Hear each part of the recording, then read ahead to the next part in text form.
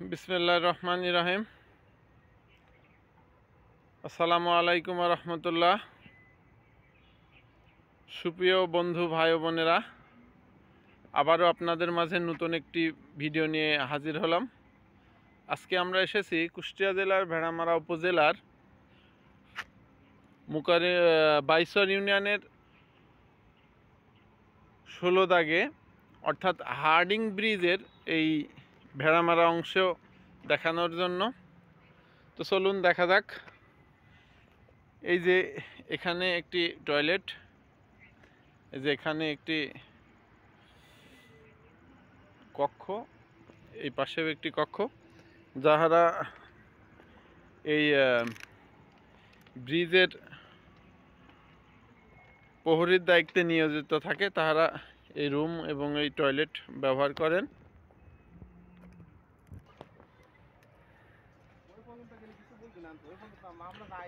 এটু হার্ডিং ব্রিজের দিকে আমরা এগিয়ে যাচ্ছি।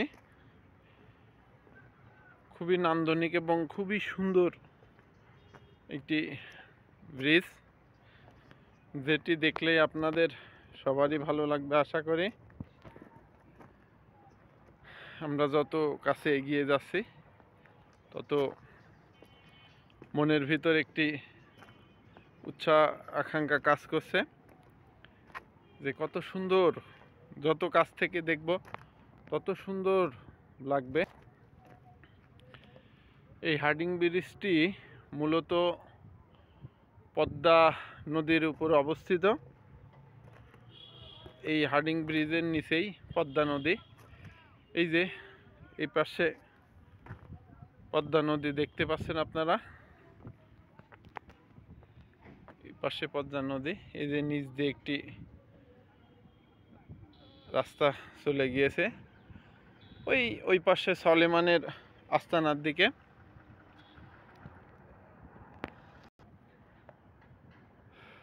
ভাই ও বোনেরা, এই যে কাছ থেকে আপনারা দেখতে পাচ্ছেন ব্রিজটি খুবই সুন্দর।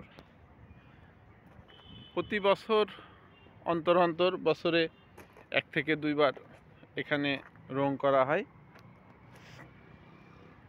পাশ দিয়ে একটি রাস্তা।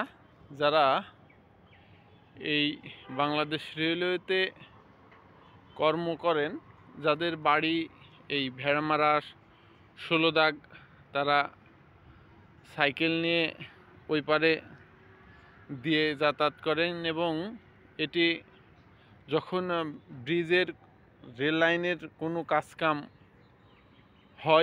করা হয় তখন ওই রাস্তাটি ব্যবহার করা হয়। বিকল্প রাস্তা হিসাবে ওটি তৈরি করা হয়েছে।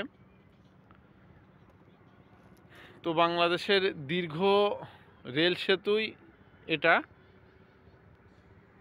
তারপরে বর্তমান যমুনা সেতুতে একটি রেলওয়ে ব্রিজ নির্মাণ করা হয়েছে। সেই ব্রিজটি এই হার্ডিং ব্রিজের মতো এত সুন্দর দৃষ্টিনন্দন হবে না, দৃষ্টিনন্দন হয়নি। তো আপনারা চাইলেই বাংলাদেশ রেলওয়ের এই হার্ডিং ব্রিজটি এসে ঘুরে যেতে পারেন। এটি পাবনা জেলার ঈশ্বরদী উপজেলার পাকশী ইউনিয়নের ওই পাশ থেকেও দেখতে পারবেন এবং কুষ্টিয়া জেলার ভেড়ামারা উপজেলার বাইসর ইউনিয়নের 16 দাগ গ্রামের এই অংশ থেকেও দেখা যাবে। এটা আমার ভাইস্তি সোহান।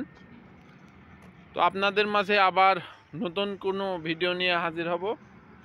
লাইক, কমেন্ট, শেয়ার দিয়ে আপনাদের ভালোবাসা দিয়ে আমার পাশেই থাকুন। আসসালামু আলাইকুম ওয়া রাহমাতুল্লাহ।